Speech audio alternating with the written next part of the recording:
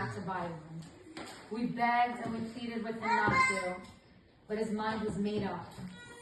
We told him it was a ridiculous hat, but he didn't care. He put that hat on and he wore it with pride.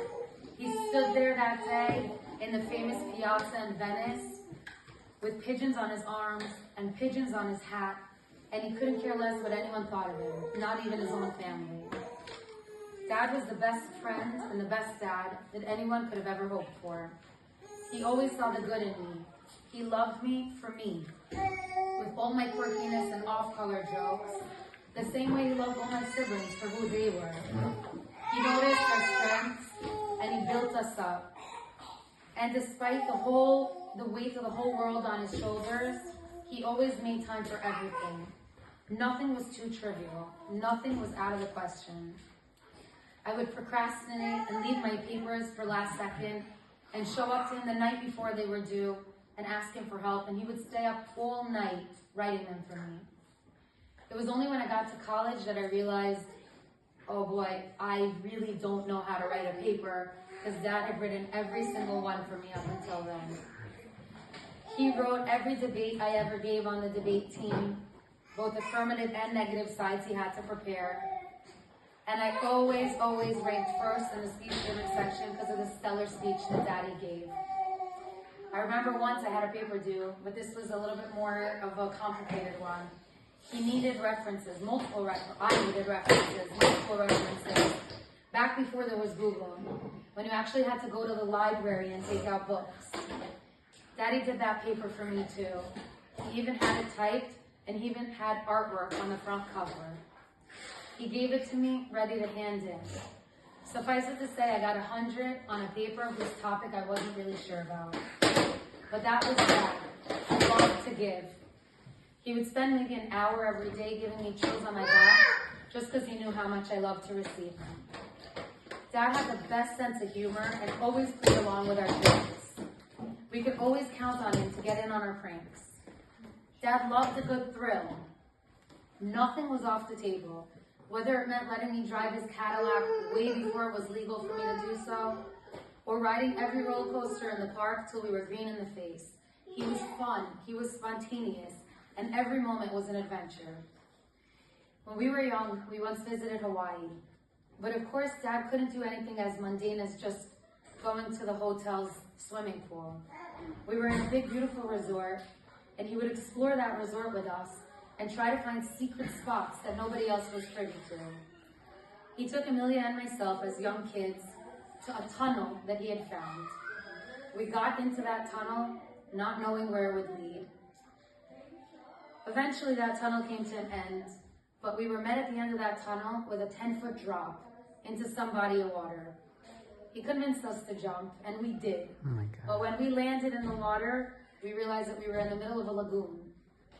It was thick, and we knew we couldn't swim our way out of this one so easily. What took about an eternity to get, I don't know, about 50 feet.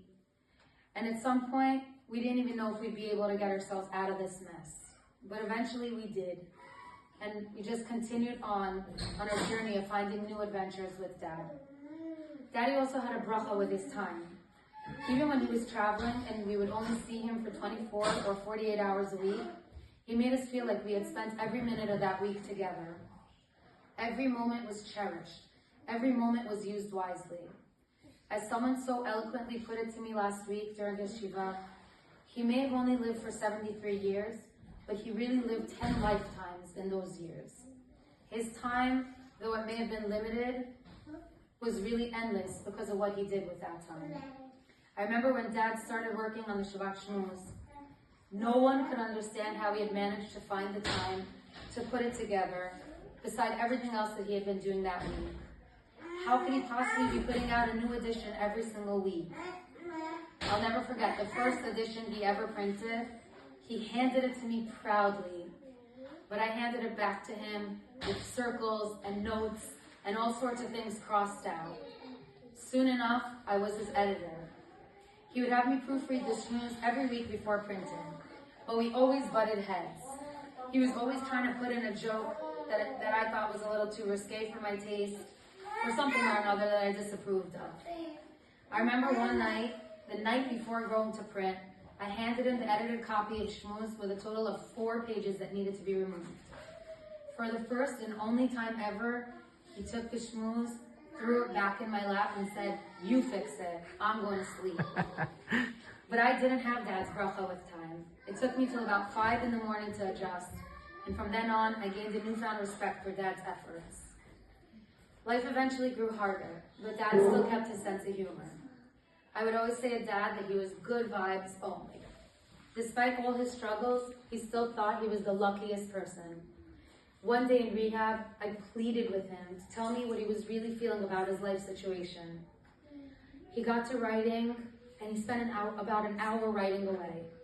I assumed his heart was full and he had a lot to get off his chest. But at the end of the hour, I was met with a poem he had written, listing all the things that he was grateful for. Every item on that list was something other people would have complained about, cried about, or been angry about. But Dad didn't define himself by his body. He defined himself by his soul. In his life, he achieved the highest level that a person can reach in this world. He had absolute dveikut to Hashem. I remember as a young girl finding a poem that he had written to Hashem. It was written like a love song from a man to his wife. The words of his poem ring true in my ears till today. I long for you, Hashem. When will I be in your embrace?